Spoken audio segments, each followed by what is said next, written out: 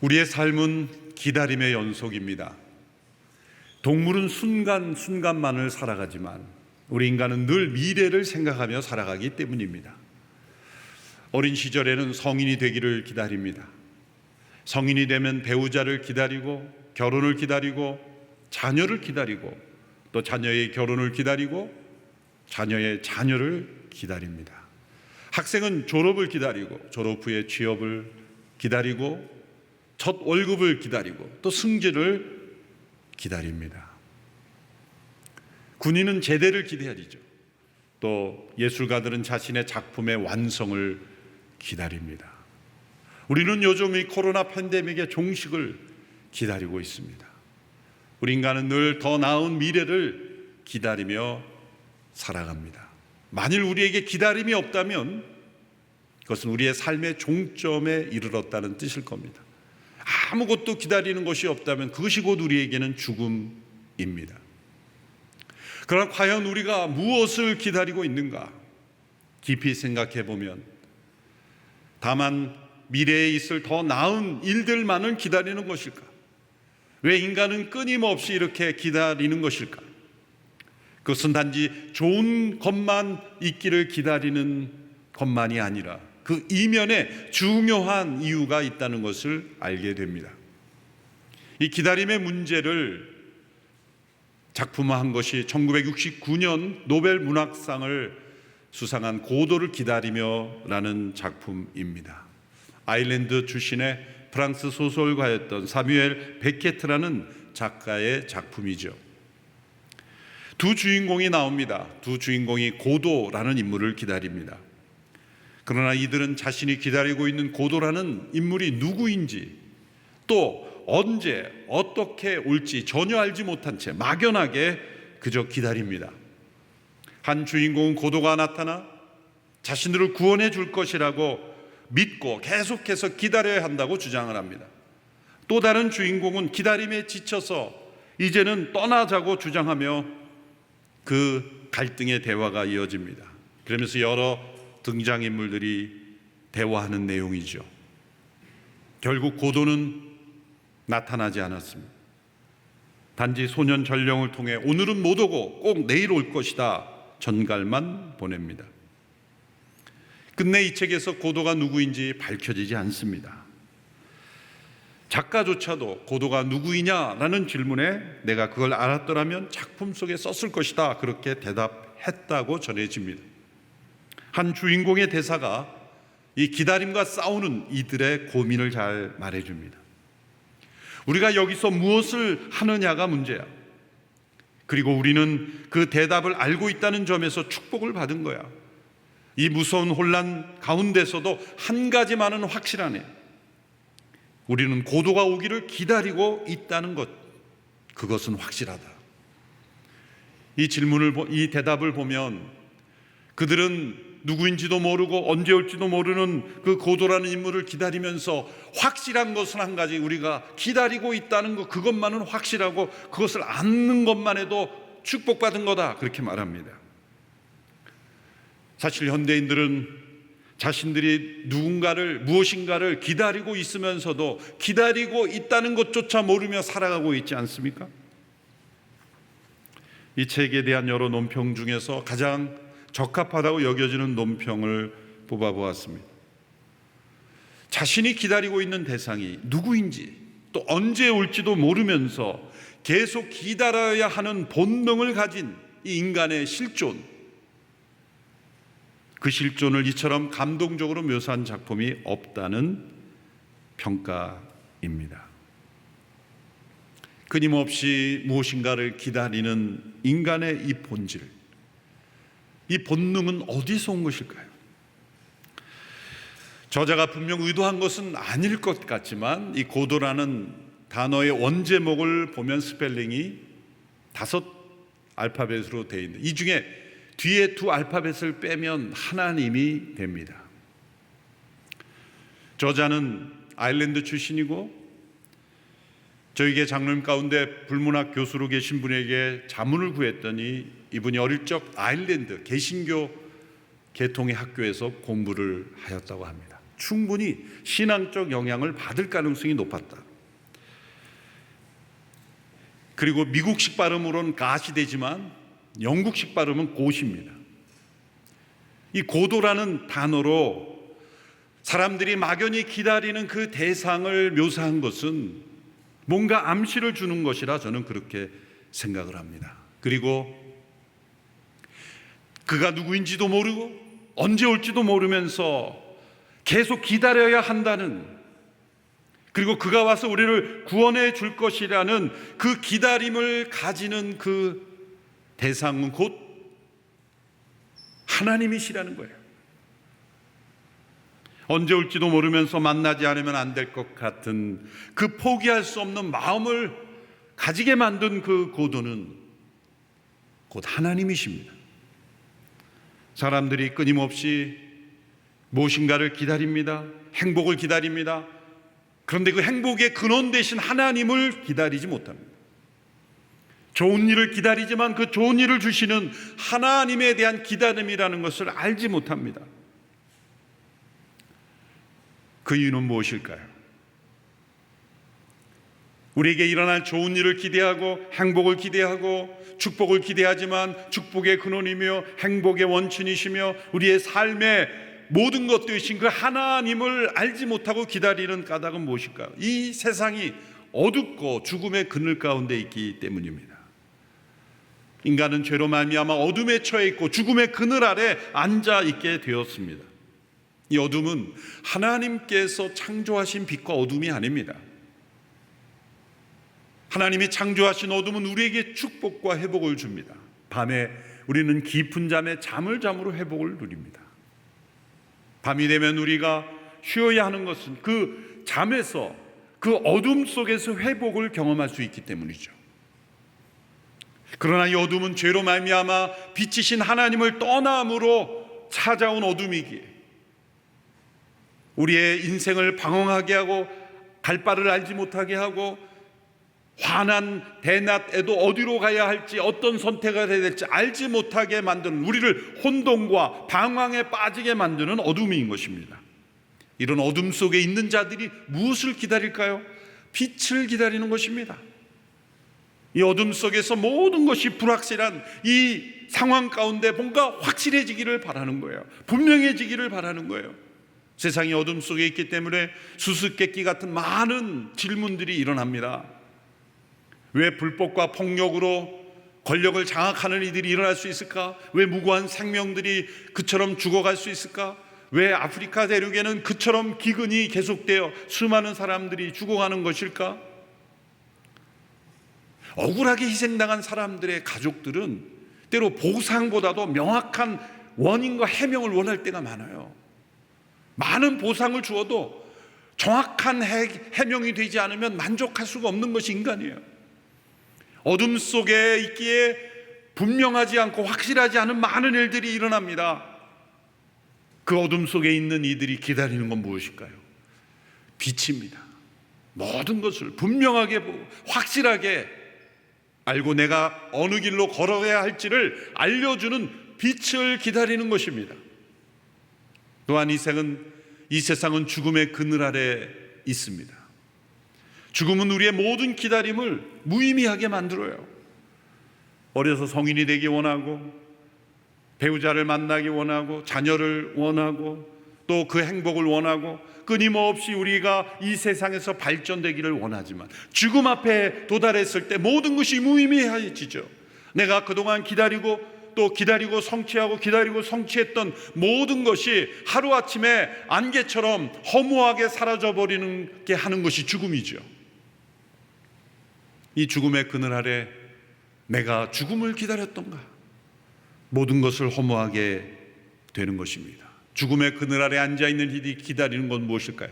생명입니다. 아마 이 시간에도 세상에 가장 많은 재원과 에너지와 노력이 투자되는 것은 아마 생명공학일 겁니다. 인간의 수명을 연장하는 것일 겁니다. 죽음을 극복하는 그 일이 가능한 꿈을 가지고 그런 기술의 발견, 신약의 발견, 그런 과학기술의 발견을 기다리는 것이 아마 가장 많은 사람들의 기다림일 것입니다. 죽음의 그늘 아래에 있기 때문입니다. 생명을 기다리는 것입니다. 어둠 속에서 빛을 기다리고 죽음의 그늘 아래 생명을 기다리는 이들에게 기쁜 소식이 들려왔습니다. 오늘 본문에 이스라엘의 제사장이었던 사가랴에게 들려온, 그를 통해 들려온 기다림에 대한 기쁜 소식, 복음의 기쁜 소식이 증거되고 있습니다. 오늘 본문 78절, 79절을 개정 번역으로 한 목소리로 함께 읽어보겠습니다. 시작. 이는 우리 하나님의 긍휼로 인함이라. 이로써 돋는 해가 위로부터 우리에게 임하여 어둠과 죽음의 그늘에 앉은 자에게 비치고 우리 발을 평강의 길로 인도하시리로다 하니라. 어둠과 죽음의 그늘에 앉은 자에게 돋는 해가 위로부터 임한다고 말씀하고 있습니다. 어둠에 있는 자들은 빛을 바랍니다. 그 빛을 비추는 해가 임한다는 거예요. 죽음의 그늘 아래 있는 자들에게는 생명을 기다리는데 그 생명의 빛이 되는 해가 임한다는 겁니다. 그런데 이 해는 하나님께서 천지를 창조하실 때 창조하신 그 해가 아니죠. 그 해는 우리가 볼 때는 지평선이나 수평선에서 떠오릅니다. 물론 태양을 중심으로 행성들이 도는 것이지만 우리 시각으로 볼 때는 떠오르는 것 아니겠습니까? 그런데 이 표현은 위로부터 수직적으로 그 해가 임한다는 거예요. 그래서 어둠과 죽음의 그늘 아래 있는 자들에게 빛과 생명을 주는 해가 위로부터 수직적으로 임한다고 고백하고 있습니다. 이는 누구입니까? 예수 그리스도이십니다. 예수님의 출생을 성경에서는 이 해와 빛을 발하는 별로 많이 비유했어요. 말라기 4장 2절에서는 의로운 해가 떠오를 것이다 예언했어요.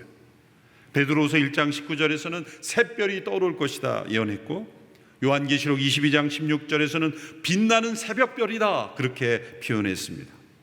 예수님 자신이 요한복음 8장 12절에서 사람들에게 이렇게 말씀하셨어요. 나는 생명의 빛이다.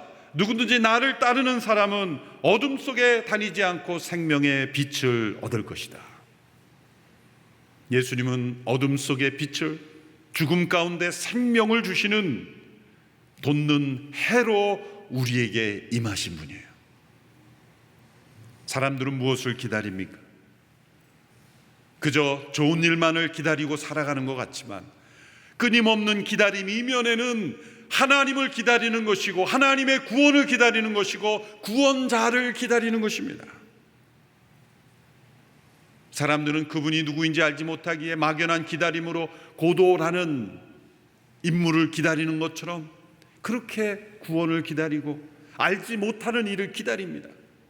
그러나 하나님께서는 하나님의 역사를 통하여 우리에게 오시는 구원자가 어떤 모습으로 오실지를 알려주셨어요. 그래서 이스라엘 제사장 사가랴의 이 찬양과 예언을 통해 나타난 이 고백이 우리에게 특이한 것입니다. 오늘 이 사가랴가 기다렸던 것은 무엇입니까? 자신의 자녀였습니다. 그가 나이 많았지만 자녀를 오랫동안 기다렸어요. 어쩌면 포기했을지도 모릅니다. 그때 천사가 그에게 기다리던 자녀를 주신다 그랬을 때 그는 도리어 믿지 못했습니다. 그 불신의 대가로 그는 아이가 출생할 때까지 말을 하지 못하게 되었어요. 기다리던 아이가 출생하자 입이 열리고 혀가 풀려서 성령의 충만함을 입어 그가 예언하게 된 내용이 오늘 말씀의 내용입니다. 세 가지 특이한 내용이 발견됩니다. 첫째로, 그가 오랫동안 기다렸던 그 기다림에 대한 성취는 그의 아들이 대한 것이 아니라, 그의 아들에 대한 것이 아니라 다른 아이였어요. 요셉과 마리아로 통해서 태어나는 예수님에 대한 것이었어요. 이상하지 않습니까? 자신의 아이를 주신다는 그 약속을 받고 잠시 동안 말을 못하다가 이제 입이 열려서 찬양하게 되면 하나님이 나에게 자녀를 주셨구나, 그 기다림에 대한 그 성취로 감격해서 자기의 자녀를 주신 하나님을 찬양해야 될 텐데, 성령의 감동을 받은 사가랴는 자신의 아이가 아닌 예수님의 출생에 대해서 찬양했어요. 물론 자신의 자녀에 대한 얘기도 나오죠. 한 줄이 나옵니다. 내 아이는 그분의 길을 예비할 것이다. 두 번째 특이한 점은 그 아이의 출생은 이스라엘이 오랫동안 기다렸던 구원을 이루는 메시아의 출생이라는 것입니다. 이스라엘 민족은 기다리는 민족으로 부름을 받은 거예요.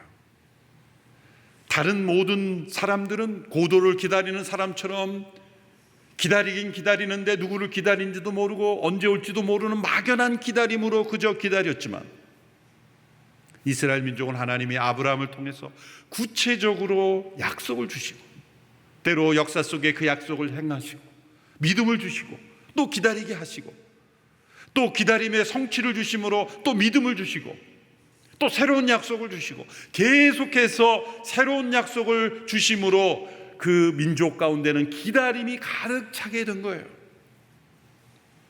다른 어떤 민족과 다른 유일한 민족으로, 메시아를 기다리는 민족으로 부르신 거예요.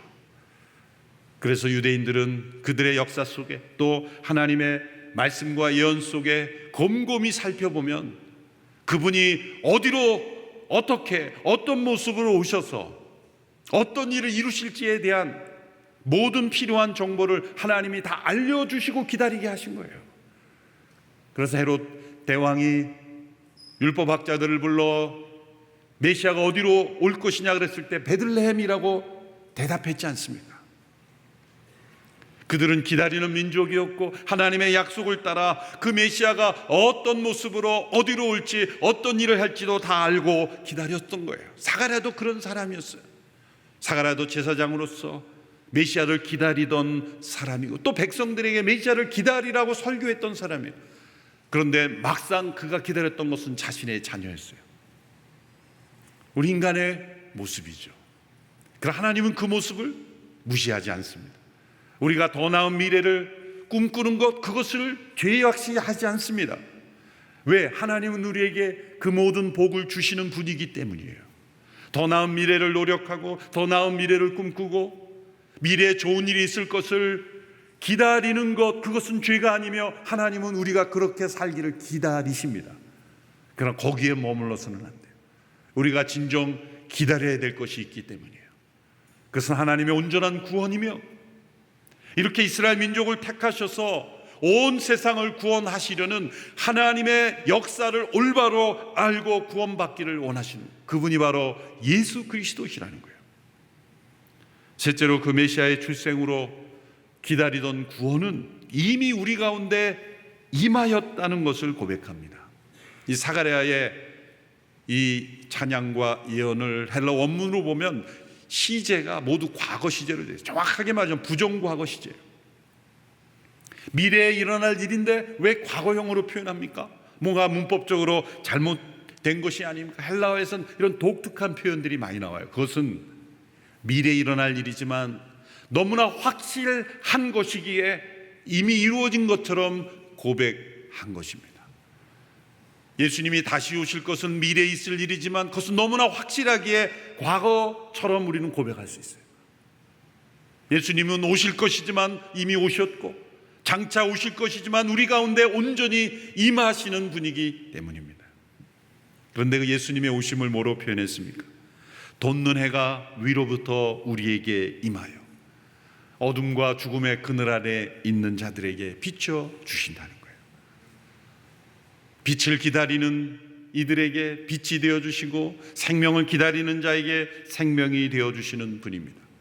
하나님은 저 높은 하늘에 초월하여 계시는 분만이 아닙니다.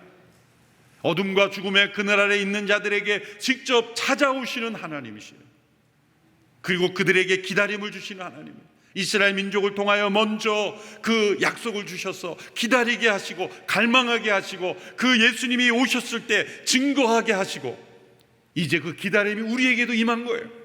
우리에게도 그 약속하신 예수님이 기다리는 우리의 심령에 임하셨고 무엇을 기다리는지 모르고 고도를 기다리는 사람처럼 그렇게 갈망하며 방황하던 우리에게 예수님이 찾아오셔서 우리의 삶에 우리가 진짜 무엇을 기다려야 되는지를 알게 해주신 거예요. 영원한 생명을 기다리며 온전한 구원을 기다리며 영원한 하나님의 나라를 기다리는 생명으로 우리를 변화시켜 주신 것입니다. 단지 이 세상에서 더 나은 것만을 기다리는 인생이 아니라 그것을 뛰어넘어 그 복의 근원이 되시는 하나님을 기다리고 하나님의 구원을 기다리고 하나님의 구원자 되신 예수 그리스도의 임재하심을 기다리는 영혼으로 우리를 변화시키는 겁니다. 최근 아프가니스탄에 있는 성도들이 여러 기도 제목을 교계에 보내오고 있습니다. 한 아프가니스탄 목회자가 미국의 목회자들의 웹사이트에 올린 편지를 읽어보았습니다. 그들은 이런 고백을 합니다. 우리는 예전처럼 동일하게 모여 예배 드리고 말씀을 나누고 기도하고 있습니다. 탈레반은 우리를 찾고 있습니다. 그리고 우리는 언젠가 발각될 것입니다. 그러나 우리는 두려워하지 않습니다. 우리는 죽음을 기다리고 있습니다. 우리는 순교를 기다리고 있습니다. 장차 다가올 그 죽음을 기다린다는 이분의 고백은 자포자기의 기다림이 아닙니다. 절망의 기다림이 아닙니다. 우리는 탈레반에 의해서 머지않아 죽임을 당할 것이지만 우리는 죽음이 두렵지 않다라는 것입니다. 이분들은 죽음을 기다리는 겁니까? 아닙니다. 부활을 기다리는 겁니다. 더 나은 부활을, 영광스러운 부활을 기다리고 있는 것입니다. 이분들은 어둠과 죽음의 그늘 아래 앉은 인생이 아니라 생명의 빛이신 예수 그리스도를 만났기에, 그분 안에 있기에 탈레반의 핍박과 죽음이 두렵지 않은 것입니다. 우리가 요즘 봉헌송으로 부르는 찬송은 본회포라는 분이 감옥에서, 나치의 지하에서 감옥에서 마지막 약혼녀에게 보낸 편지의 글을 일부 발췌하여 찬송 가사로 만든 찬송입니다.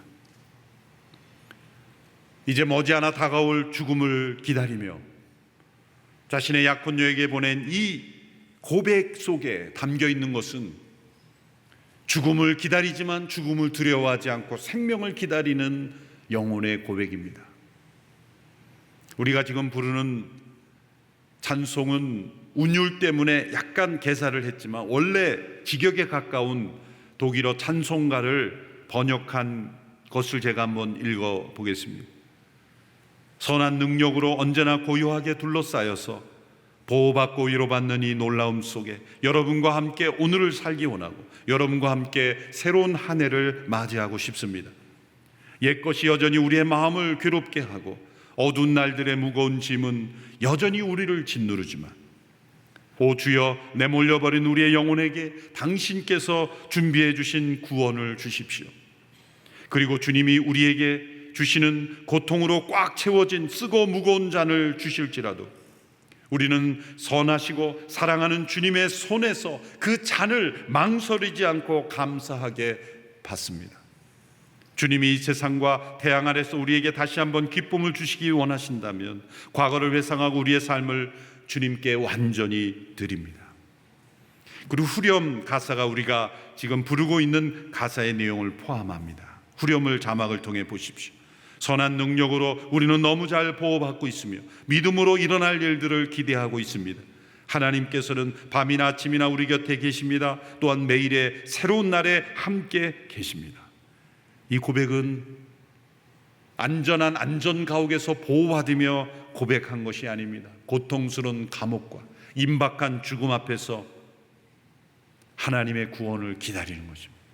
단지 풀려날 것을 기다리는 것이 아니라 주께서 쓰고 무거운 잔을 주셔도 감사히 받겠다는 기다림입니다.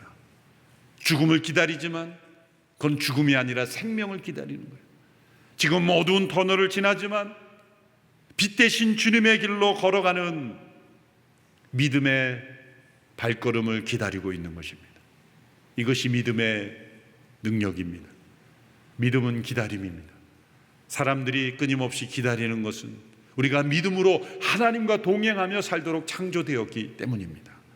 날마다 하나님을 기다리십시오. 하나님의 구원을 기다리십시오. 그리고 생명의 빛으로 우리에게 임하신 예수 그리스도의 임재를 기다리십시오.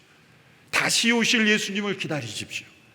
그분이 우리에게 줄 영원한 나라를 기다리십시오. 그 기다림은 이 땅의 어둠과 죽음에 속한 모든 위협과 두려움과 모든 압박을 이기고 승리하는 기다림이 될 것입니다. 기도하겠습니다.